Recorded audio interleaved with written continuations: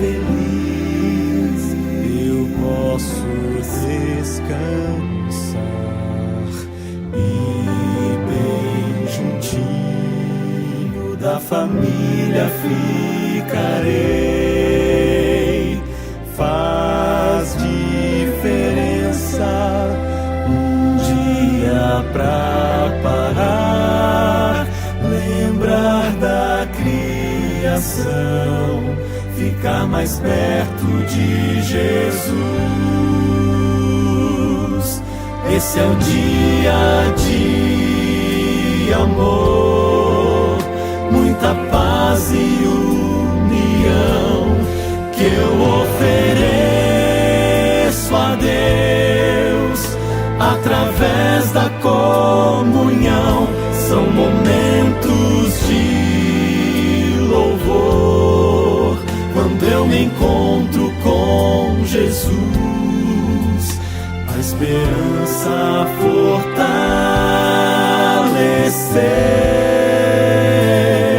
dia especial.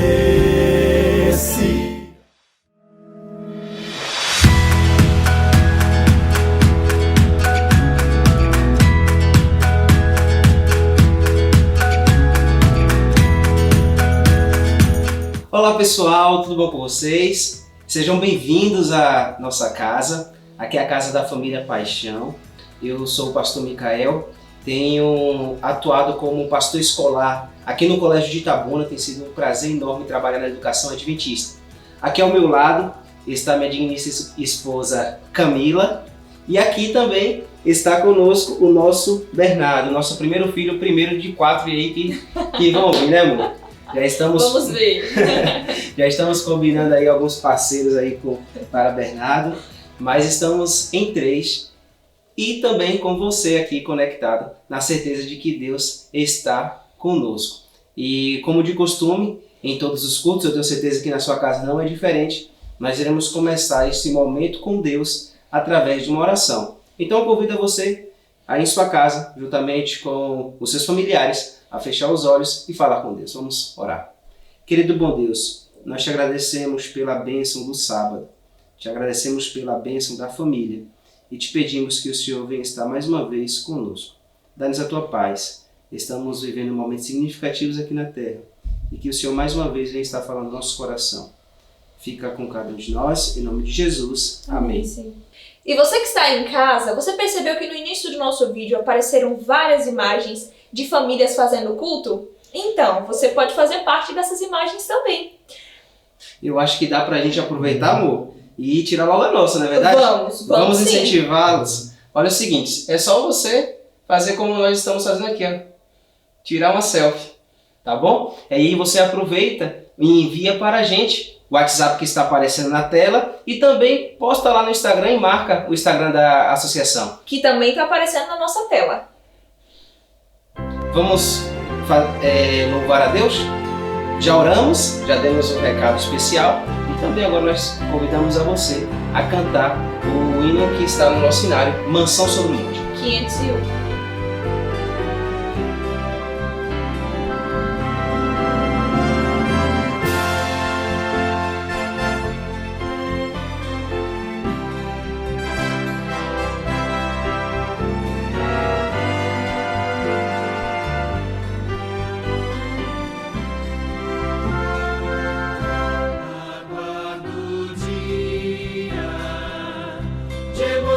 Sem paz,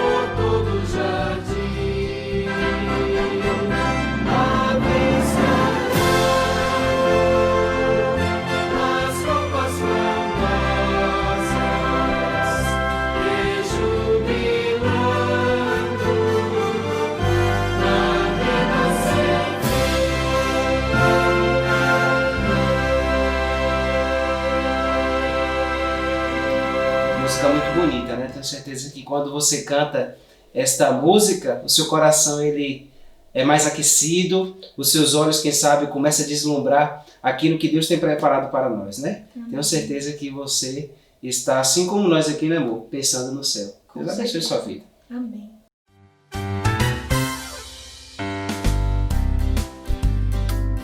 Ia chegar num momento muito especial agora. Eu tenho certeza que tem criança aí na sala, não tem? Se tem, levanta a mão, eu quero ver. Ah, olha só, a gente tem o costume aqui em casa de, no momento dos cultos, a gente ler um livro.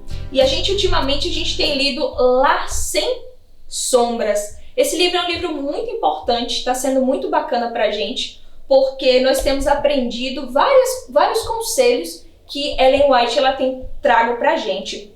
E um dos conselhos que ela trouxe pra nós, não foi, amor? Que a gente gostou muito, foi que o Bernardo, ele faz parte do culto também. E ele participa do culto, ele tem um momento especial no culto, que é o momento da historinha.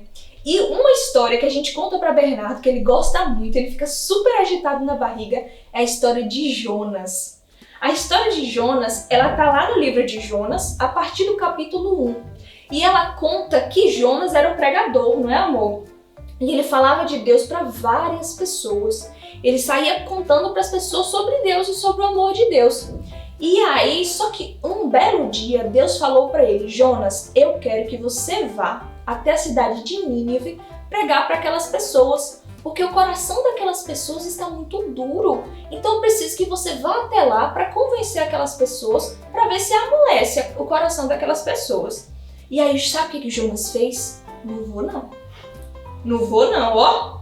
Ele quis fugir porque ele não gostava das pessoas de Nínive. Então ele falou: eu não vou lá não. E aí, sabe o que ele fez, crianças?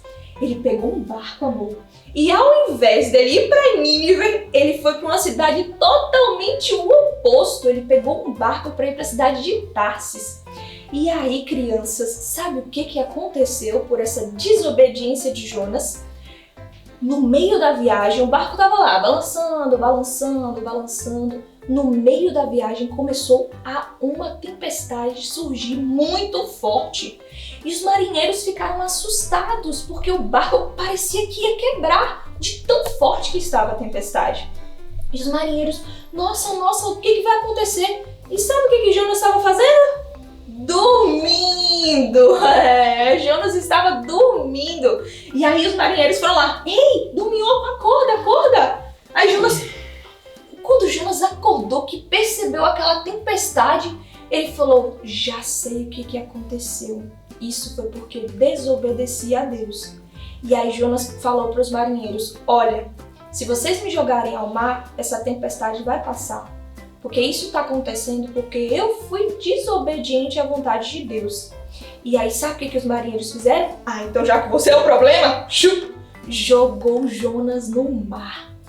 E sabe o que Deus fez? Deus mandou uma baleia gigante ir lá e engoliu Jonas. E Jonas passou 3 dias e 3 noites dentro da barrigona do peixe. E aí lá dentro da barriga do peixe, naquele lugar frio, naquele lugar úmido, naquele lugar escuro, Jonas orou a Deus e falou: Senhor, me perdoe, porque eu pequei contra ti, eu te desobedeci. Mas eu prometo que eu não vou mais fazer isso. Eu vou até Nínive e eu vou pregar para aquelas pessoas. E Deus, sabe o que o Senhor fez? Ele ouviu a oração de Jonas. E quando ele ouviu a oração de Jonas, ele fez com que aquela baleia cuspisse Jonas fora. E aí, sabe o que Jonas fez? Jonas foi lá e pregou para a cidade de Nínive. E toda aquela cidade se converteu para o Senhor. Sabe qual a lição que nós podemos tirar dessa história, crianças? Que precisamos ser obedientes ao nosso Deus. Precisamos ser obedientes ao nosso Deus, tanto vocês, crianças, como nós, adultos também, não é verdade? Precisamos ser obedientes também ao papai, à mamãe, à titia, ao titio, vovô, vovó. Precisamos ser pessoas obedientes, tá bom? O Bernardo gostou dessa história, vocês gostaram também? Isso aí! Já chegamos então no momento, geralmente a gente diz a história dos adultos, né? Mas eu tenho certeza que, assim como Camila contou a história para o Bernardo e para vocês, crianças, A história que nós iremos ler e ouvir agora também serve para você. E eu queria convidar a você, meu querido irmão, minha querida irmã que está em casa, a tomar sua Bíblia agora e abrir no livro de 2 Crônicas. 2 Crônicas, capítulo 20. Nós iremos ler então a história de hoje para meditarmos nestas horas sabáticas. Nós estamos vivendo momentos aqui bastante difíceis na Terra, não é verdade? E eu tenho certeza que, assim como eu, você, quem sabe, já teve medo, preocupação. E o interessante é que a Bíblia ela sempre traz histórias para nós, nos motivando a continuar indo para frente, na certeza de que Deus ele está do nosso lado, conduzindo a nossa vida. E eu me lembro em um relato que eu li, no ano de 1954, quando John Kennedy, ele ainda era senador do estado de Massachusetts, nos Estados Unidos, ele precisou ser submetido a uma cirurgia para ajeitar sua coluna. Ele passaria então 6 meses de cama. Ele ficaria 6 meses acamado. Então ele pensou, o que eu vou fazer nesse tempo em que estarei parado em cima da cama? E ele teve uma brilhante ideia. Ele começou então a escrever um livro, Perfis de Coragem. E esse livro retrata a história de grandes heróis americanos. E o John Kennedy ele tinha um desejo, que aquele livro inspirasse também outros americanos a serem corajosos em momentos difíceis. E eu tenho certeza que a história de hoje, assim como a Bíblia e o livro de Crônicas, é um perfil de coragem que nos inspira a continuarmos avançando na certeza de que Deus ele está no controle de nossas vidas. E a história de hoje se encontra no livro de 2 Crônicas, capítulo 20. E o versículo 3 diz o seguinte: Então Josafá teve medo e se pôs a buscar ao Senhor e apregoou o jejum em todo Judá. Deixa eu te explicar o contexto que estava acontecendo. Por que Josafá teve medo? Olha, o rei da Síria, Senaqueribe, ele estava em uma campanha avassaladora. Ele estava conquistando todas as cidades e os países por onde ele passava. Para vocês terem ideia, antes que Senaqueribe chegasse nesta região de Judá, onde Josafá estava, ele já havia conquistado mais de 40 cidades e feito mais de 200 mil pessoas cativas. A arqueologia já descobriu relatos de pessoas, no caso, escavações de pessoas, elas eram mantidas prisioneiras, tinham seus olhos furados, muitas vezes suas mãos e pés arrancados, mostrando quão cruel era Senaqueribe. E Josafá ele sabia que ele e Judá estava próximo para ser então conquistada por Senaqueribe. O que ele teve? Medo. Quem sabe eu e você, quando situações difíceis ou quando notícias ruins chegam à nossa casa, nós ficamos preocupados. A alta dos alimentos, uma possível crise na empresa, uma possível crise no setor da saúde. Nós ficamos com medo, nós ficamos preocupados. Mas sabe, aqui nessa história nós percebemos algumas soluções, alguns passos que nós precisamos tomar quando o medo ou notícias ruins, quem sabe, visitar o nosso lar. Aqui fala que Josafá teve medo, porém, no continuar da história, olha o que ele fez. No versículo 12, Josafá, então, ele faz uma oração, ele reúne todo o povo e faz uma oração. E olha como foi a oração de Josafá. Porém, os nossos olhos estão postos em ti. No meio da oração, Josafá fala para o Senhor: Senhor, nós podemos estar olhando para um exército enorme à nossa frente. Nós, quem sabe, estamos olhando para a crise, mas nós não queremos ficar olhando apenas para o negativo. Os nossos olhos estão postos no Senhor. O primeiro passo para que possamos então sair do vale do medo não é olhar para o problema, e sim olhar para o nosso Deus. Depois daí, Josafá, o que ele fez? Ele convidou todo o povo a continuar em jejum e oração. Sabe, queridos, quando a igreja de Deus, quando você e sua família se unem em oração, Deus responde. Até porque a oração é a ferramenta de Deus para reivindicar o seu poder aqui na terra. E Josafá sabia disso. Então ele mobilizou todo o povo, não para preparar suas armas, não para, quem sabe, ter um treinamento de exército, mas para orar. Até porque as batalhas da vida, elas não são vencidas com os punhos cerrados, mas com os joelhos dobrados. Josafá, sabendo disso, orou. E sabe o que aconteceu? Versículo 14. Então veio o Espírito do Senhor no meio da congregação. Ou seja, querido irmão, você que está em casa, se você tem feito uma oração, saiba que Deus, Ele escuta. E no tempo certo, no tempo dele, Ele entrará em providência. Amém. Muitas vezes nós somos apressados e queremos a bênção, o milagre na hora, não é verdade? Mas lembre-se que no relógio de Deus não tem atraso. No calendário de Jesus não existe feriado. Ele atua no momento e na hora certa. E o Espírito do Senhor então estava no meio do povo. E sabe o que aqueles homens que foram possuídos pelo Espírito Santo, eles falaram para o povo de Judá?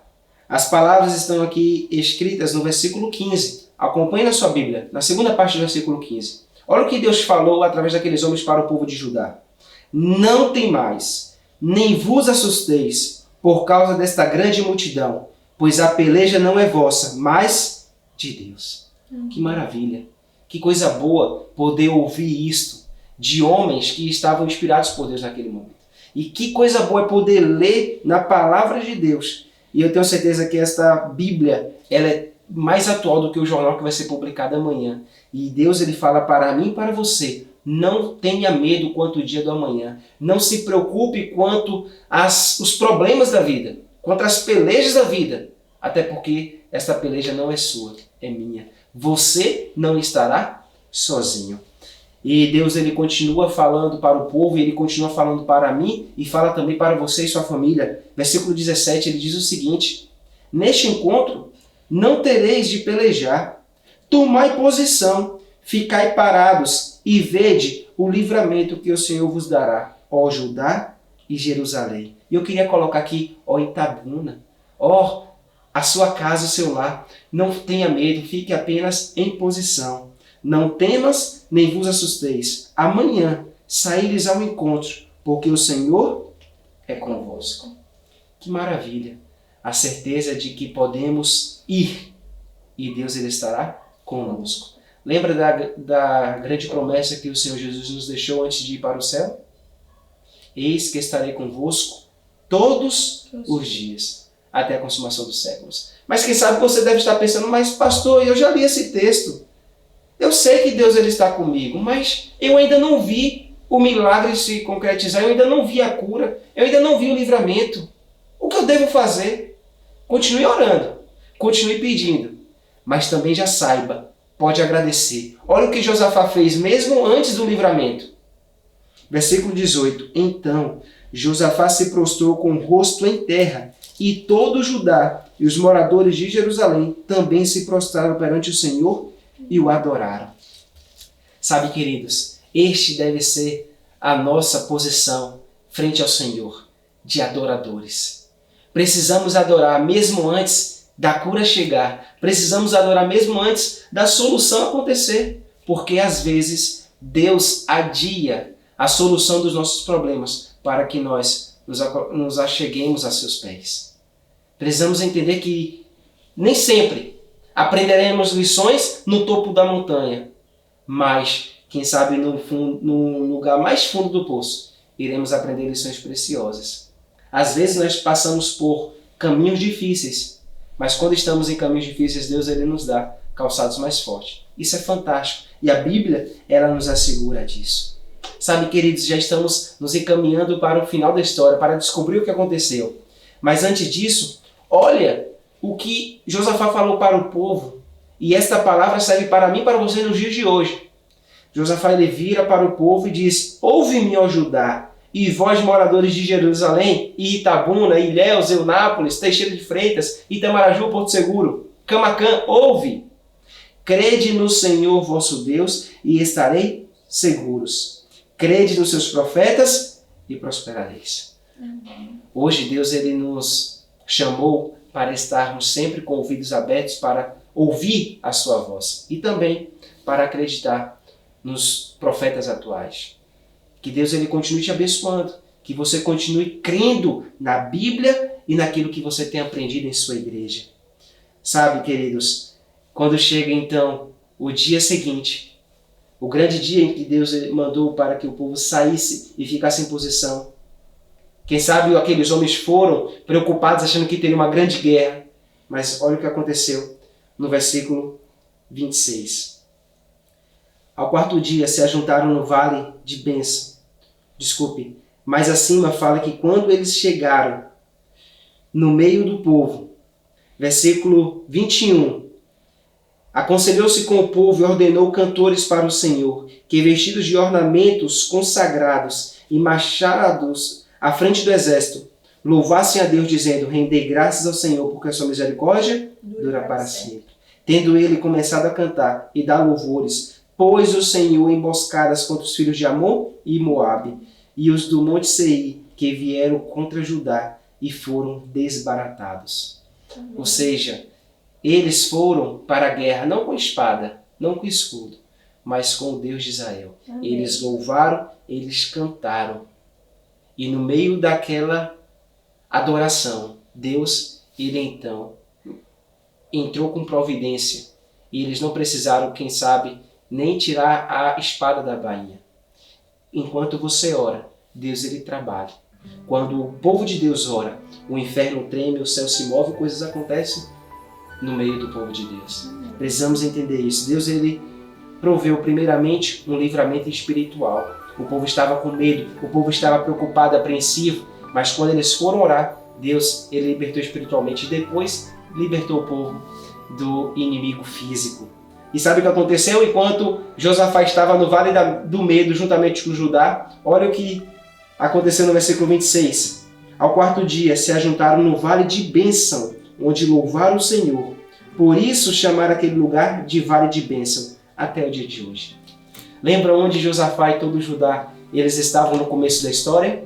No vale do medo, preocupado, sem esperança nenhuma. Havia um grande exército contra ele. Havia uma crise frente ao povo de Deus. Mas quando eles se ajuntaram em oração e eles perseveraram unânimes com um só pensamento de orar e clamar ao Senhor, Deus ele libertou o povo espiritualmente e também fisicamente. E aquele vale que era do medo, hoje é vale de bênção. Amém. Quem sabe eu estou falando para uma família que está preocupada com o dia da manhã. Quem sabe eu estou falando com um pai de família, um sacerdote do lar, que está com medo, ou a mãe que está preocupada. Saiba que Deus ele está do seu lado. Ore a Deus, que eu tenho certeza, Ele vai te transportar do vale do medo para o vale da bênção. E você vai ser vitorioso, assim como Josafá e todo Judá foi, porque Deus ele vai lutar por você. Amém. Que Deus te abençoe, que você possa sentir esta bênção neste dia especial, que é o dia de sábado.